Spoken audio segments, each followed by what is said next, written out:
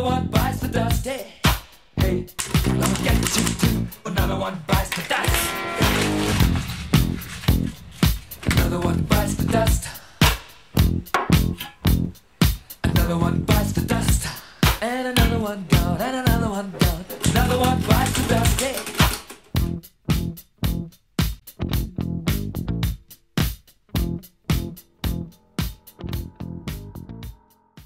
Well, we're here with Alex Tarics, Dr. Alex Tarics, in Belvedere. Dr. Tarics is the oldest living Olympic champion. He's a gold medal winner from the 1936 Olympic Games in Berlin. He played for the Hungarian water polo team. And let's talk about it. Alex, take us back to 1936. Okay. You guys, Hungarian water polo team, you guys get on the train and go to Berlin.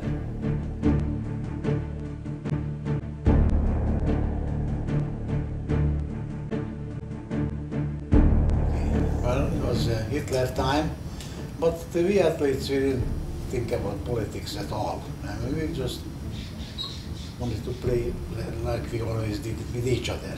There's no politics involved there.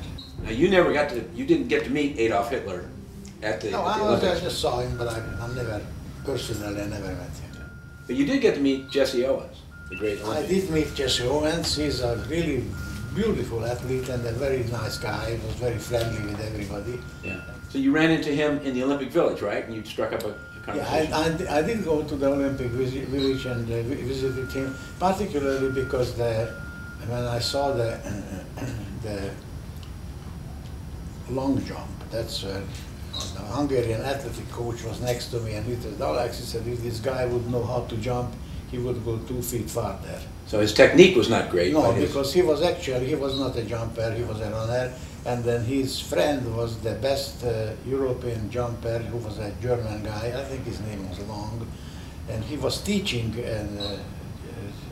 Owens how to jump, how to measure the steps and put on handkerchiefs where he has to be before that, so that he jumps away from the right distance. So which was one of the great stories of the Olympic Games, that this German guy helped Jesse Owens win the long jump. That is correct. And then Jesse Owens beat him, but it's a friendly.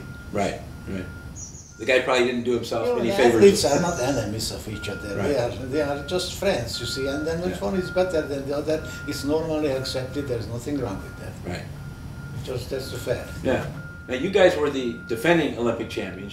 Hungary had won the gold medal 4 years before. That is correct. And we were defending it, and then the biggest opposition was for the Germans. Let me set it up a little bit. You guys came in as defending champions, and you won your first 8 games in the games, which, by the way, one of those games you scored 6 goals, right? Yes, I played against Malta, scored 3 goals.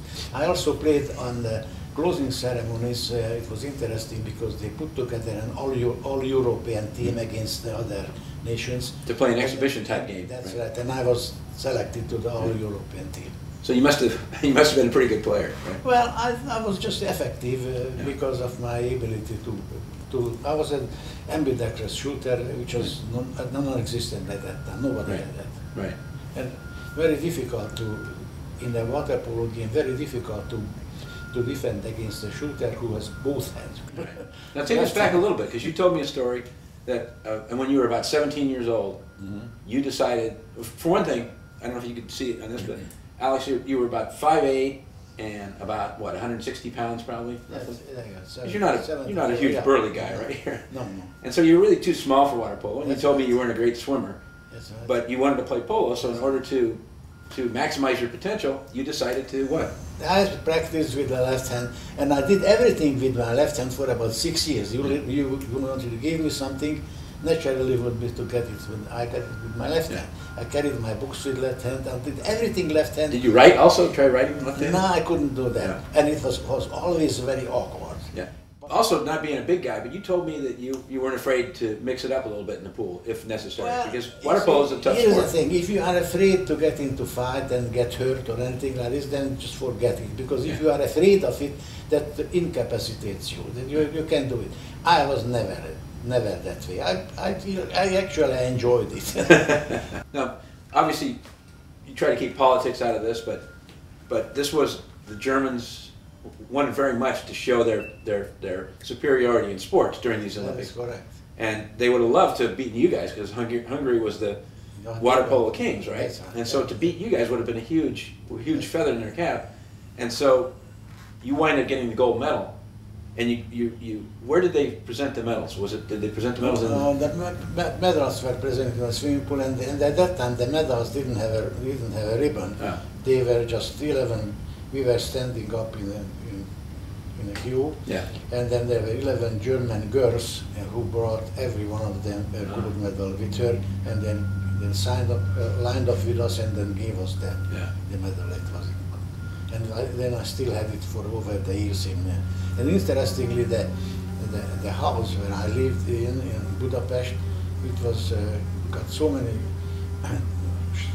There was a fight between the Russians and the Germans, and my home was in between on the line, and then it got so much that the building partially collapsed. Wow.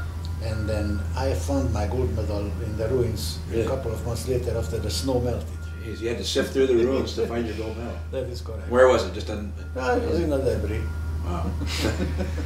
And so you were telling me that when you go back to Hungary, you go back to Budapest, people still recognize you. Sure. Everybody. Yes, it's a small nation. You see, athletes are treated like rock stars here.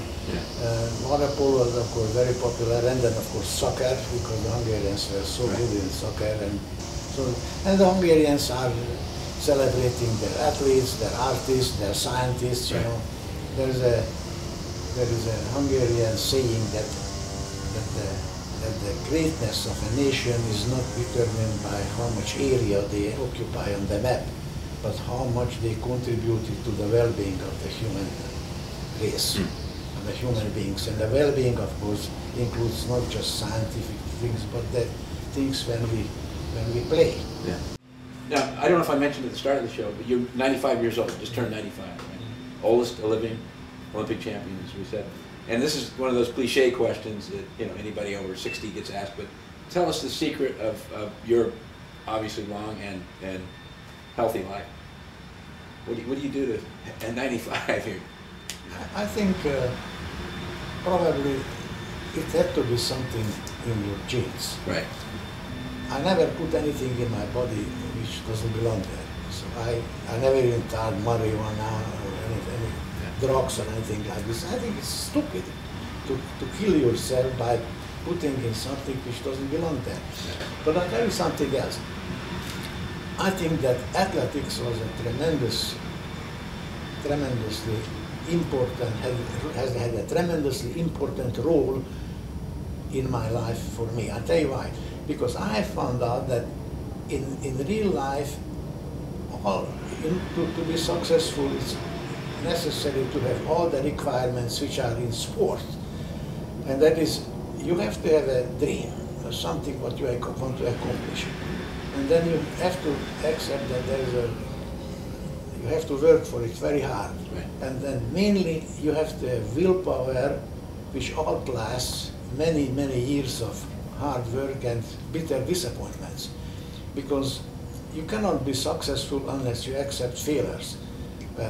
The road to success is paved with failures. It's just like a chain, winning, losing, winning, losing, winning, winning, losing, winning, winning, winning. Yeah. Suddenly at the end you just win and you hardly ever lose. But if you think that when you lost something it's all over and you give up, then you beat yourself. Yeah. Don't let this happen. The willpower is the most important thing, and anybody has willpower, an inexhaustible supply. It's just how much of it a person uses. And it's just an attitude. You have to have that attitude that I want to do something, I can do it, no matter what. Yeah. That's all right. That's words to live by. Why don't you show us your gold medal? You got it on the wall, right?